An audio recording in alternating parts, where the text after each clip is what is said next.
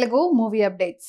ఇటీవల వచ్చి sensational hit అయిన చిత్రాల్లో ఒక యానిమేషన్ చిత్రం సృష్టించిన విధ్వంసం అంతా ఇంత కాదో. ఎలాంటి స్టార్ తారాగణం లేకపోయినప్పటికీ ఏకంగా 300 కోట్లు కొల్లగొట్టిన ఈ చిత్రమే మహావతార్ నరసింహ. ఇలా మొత్తం 50 రోజులు రన్ ని పూర్తి చేసుకోగా ఎన్నో ఏళ్ల నుంచి మిస్ అవుతున్న 50 రోజుల రన్ ని అది కూడా రికార్డు స్క్రీన్ లో పూర్తి చేసుకోవడం విశేషం. ఇలా మహావతార్ నరసింహ చిత్రం ఏకంగా 200 థియేటర్స్ లో పూర్తి చేసుకోవడం అనేది మామూలు విషయం కాదు. ఇప్పటికీ వీటిలో సినిమా స్ట్రాంగ్ రన్ తోనే దూసుకెళ్తోంది. ఇక ఈ చిత్రానికి సామ్ సిఎస్ సంగీతం అందించగా క్లీన్ ప్రొడక్షన్స్ వారు నిర్మాణం వహించగా తెలుగులో గీతా ఆర్ట్స్ బ్యానర్ పై రిలీజ్ అయింది.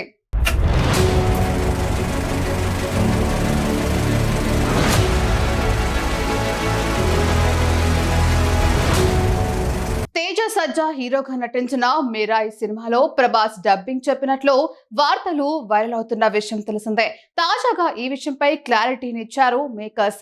ఏఐ సాయంతో ప్రభాస్ వాయిస్ ను తీసుకొని డబ్బింగ్ చెప్పినట్లు మేకర్స్ ప్రకటించారు. మీరాయి సినిమా ప్రారంభంలో వచ్చే ఒక ముఖ్యమైన ఎపిసోడ్ కు ప్రభాస్ వాయిస్ ఓవర్ ఇచ్చారు. అయితే ప్రభాస్ స్వయంగా డబ్బింగ్ చెప్పకుండా ఆయన అనుమతితో ఏఐ సాంకేతికతను ఉపయోగించి ఆయన వాయిస్ ని సృష్టించి డబ్బింగ్ చెప్పించారు. అయితే ప్రభాస్ వాయిస్ ఓవర్ సినిమాకి కొత్త వైబ్ ని తెచ్చింది.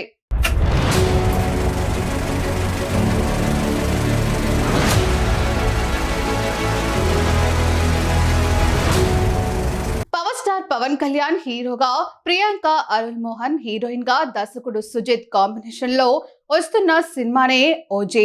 ఎనలేని హైప్ ని సొంతం చేసుకున్న ఈ సినిమా షూటింగ్ అంతా పూర్తి చేసుకొని ఒక్కో అప్డేట్ తో బయటకు వస్తుంది. కానీ అనూహ్యంగా షూటింగ్ కోసం ఒక అప్డేట్ ఇప్పుడు బయటకు వచ్చింది. మేకర్స్ ఇదివరకే షూటింగ్ ఎప్పుడో పూర్తయినట్లు చెప్పారు. కానీ ఈ సినిమాకి వర్క్ చేసిన కెమెరామ్యాన్ రవి కే చంద్రన్ ఓజీ షూటింగ్ లో ఇదే చివరి రోజు అంటూ సుజిత్ తో కలిసి ఉన్న పిక్ ని లేటెస్ట్ గా చేసిన పోస్ట్ ట్విస్ట్ గా మారింది. దీనితో రిలీజ్ కి కేవలం ఇంకొన్ని రోజులే ఉన్నప్పటికీ ఇంకా షూట్ లో ఉన్నారా అంటూ ఫ్యాన్స్ కంగుతున్నారు.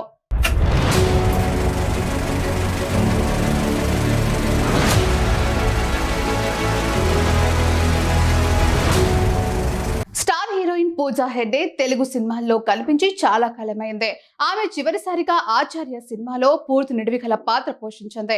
కానీ అప్పటి నుంచి ఆమె బాలీవుడ్ మరియు కాలీవుడ్ ప్రాజెక్టులో మాత్రమే భాగమైంది.